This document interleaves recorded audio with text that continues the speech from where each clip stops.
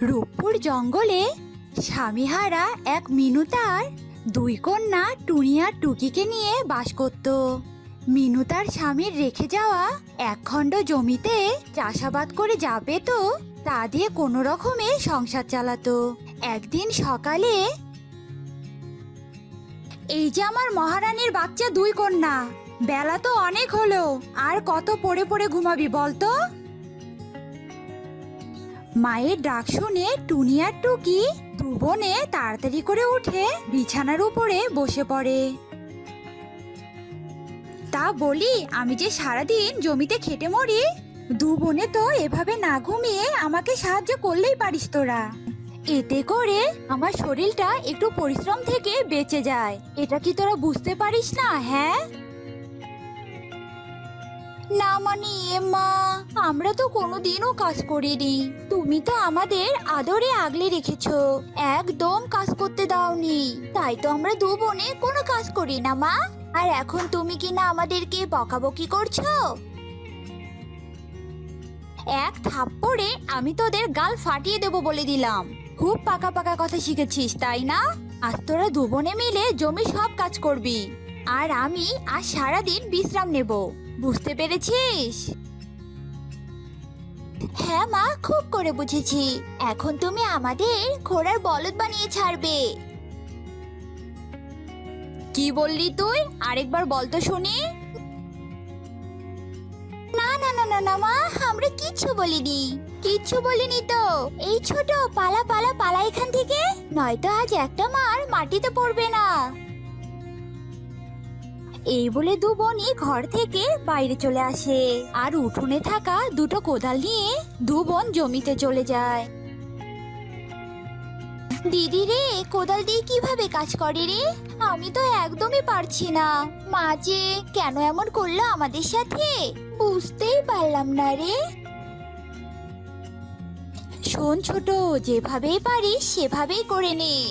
মনে রাখিস, কাজ না করলে কিন্তু মা আমাদের পিঠে লাঠি ভাঙবে। এরপর দু বোনই গল্প থামিয়ে কোনো মতে কাজ করতে থাকে। কাজ করতে করতে দু বোনই খুবই ক্লান্ত হয়ে পড়ে। দিদি রে, চল না একটু বিশ্রাম নিয়ে নে। আমার যে খুবই ক্লান্ত লাগছে রে। আচ্ছা চল, ওই গাছটার নিচে বসে একটু বিশ্রাম নিয়ে আসি। এরপর দু বোনই বিশ্রাম নিতে যায়। বিশ্রাম নিতে নিতে কখন যে তারা দু বোন ঘুমিয়ে পড়ে তা তারা নিজেরাও জানে না। এমন সময় সেই পথ দিয়ে কালু কাক যাচ্ছিল। টুনি আর টুকির কোদাল দেখে কালু দাঁড়িয়ে যায়। ওমা, দুটো কোদাল!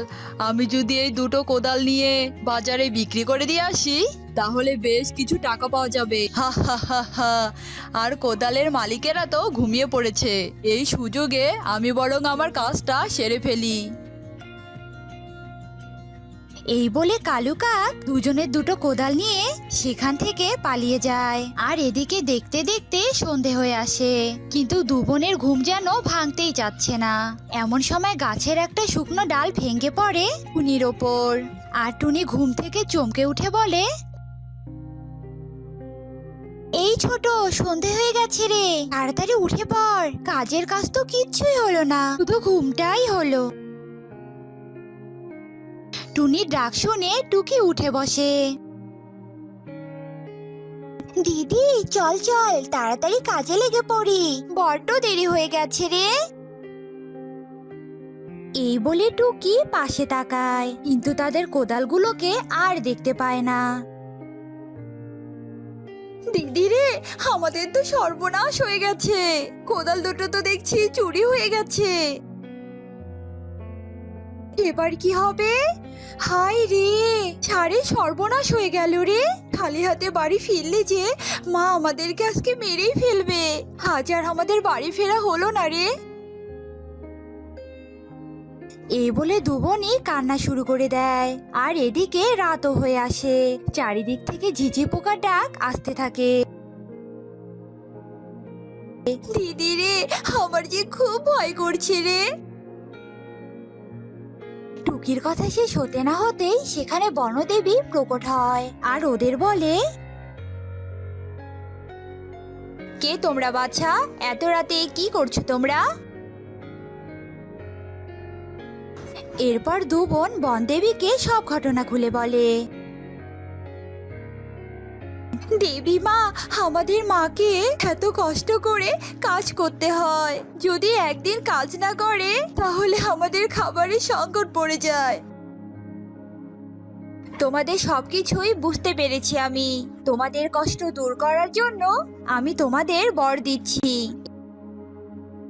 এরপর বনদেবী জাদু দিয়ে দুটি আঙ্গুর চারা প্রকট করে। এরপর বলে, এই দুটো আঙ্গুরের চারা তোমরা দু বোনই নিয়ে যাও। এরপর এগুলো তোমাদের জমিতে লাগিয়ে দিবে আর খুব ভালোভাবে এগুলোর পরিচর্যা করতে থাকো। দেখবে একদিন এই গাছ তোমাদের ভাগ্য বদলে দিবে। এরপর দু বোনই গাছ দুটোকে হাতে নেয়। আপনাকে অনেক ধন্যবাদ দেবী মা। এরপর বনদেবী সেখান থেকে অদৃশ্য হয়ে যায়। এরপর দু বোনই আঙ্গুর গাছ দুটোকে নিয়ে তাদের জমিতে লাগিয়ে দেয়। এরপর তারা বাড়িতে ফিরে আসে আর মিনুকে সব ঘটনা খুলে বলে। সব শুনে মিনু বলে, তোদের কথা যদি সত্যি হয়ে থাকে তাহলে তো গাছ দুটোর পরিচর্যা করতে হবে। এরপর তারা তিনজনই ঘুমিয়ে পড়ে। এদিকে দেখতে দেখতে সকাল হয়ে যায়। এরপর দু বোন ঘুম থেকে উঠে জমিতে চলে যায় আর যার যার গাছে তারা জল দিতে থাকে, সার দিতে থাকে। আর এভাবেই তারা রোজ গাছের পরিচর্যা করে। আর এভাবেই দেখতে দেখতে অনেকগুলো দিন কেটে যায়। আর দুই কন্যার দুই আঙ্গুর গাছ অনেক বড় হয়ে যায়, এমনকি তাতে আঙ্গুরও ধরে। দিদি দেখ দেখ, আমাদের গাছগুলোতে অনেক আঙ্গুর ধরেছে। এত আঙ্গুর দেখে যে আমার জিভেতে জল চলে আসছে দিদি। টুকির কথা শুনে টুনি দুটো আঙ্গুর ছিঁড়ে হাতে নেয় আর তখনই আঙ্গুরগুলো সোনার হয়ে যায়। এ দেখে তারা দু বোনই ভীষণ অবাক হয়ে যায়। তোর কাছে সাধারণ আঙ্গুরগুলো তো সোনার হয়ে গেল, দেখি আমার গাছের আঙ্গুরগুলো কি রকম হয়। এই বলে মুন্নি গাছের দুটো আঙ্গুর ছিঁড়ে আর সাথে সাথে তার আঙ্গুরগুলো রূপোর হয়ে যায়। এমা, এ কি হলো? সাধারণ আঙ্গুর থেকে সোনার রূপার আঙ্গুর? যা তো মাকে ডেকে নিয়ে আয় তো। যা তো মাকে গিয়ে ডেকে আনতো। এরপর মিনু সেখানে আসে আর মিনু এগুলো দেখে অবাক হয়ে যায়। এরপর মিনু দুই কন্যাকে বলে, শোন তোরা, তোদের দুই কন্যার দুই আঙ্গুর গাছ কোনো সাধারণ আঙ্গুর গাছ নয়, ওগুলো হলো বনদেবীর দেওয়া উপহার। তোরা দুজন এই উপহারের সৎ ব্যবহার করিস। আচ্ছা ঠিক আছে মা। এরপর তারা দু বোন মিলে সোনার আঙ্গুর আর রূপার আঙ্গুর বিক্রির টাকা দিয়ে জঙ্গলে সব গরিব অসহায়দের সাহায্য করতে থাকে।